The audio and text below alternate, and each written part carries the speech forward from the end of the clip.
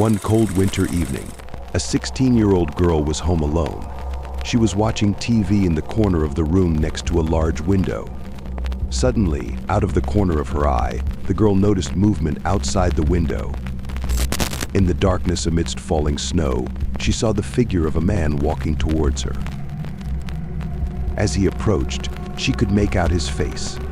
It was scarred, and his lips stretched into a menacing smile.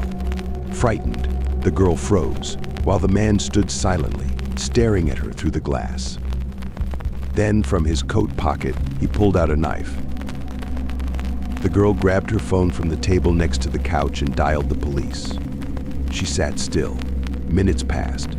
The man outside continued to stand, gazing directly at her. Finally, the girl heard the sound of sirens. The police entered the apartment but said they saw no one outside the house and found no traces. The snow outside the window remained undisturbed. As the police were about to leave, one officer noticed wet footprints on the carpet behind the couch and a discarded knife. "You didn't see a man outside the window," the officer said. "You were looking at his reflection.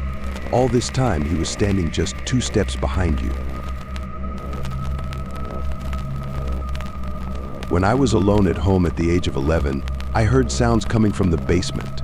I thought it was my dog because we often left her in the basement, but at that moment she was outside in her kennel. Just in case, I grabbed a kitchen knife and ran upstairs to my mom's room, locked the door, and hid under the couch. For the next 15 to 20 minutes, I tried not to breathe because someone had come up from the basement and was standing in front of the door to the room where I was.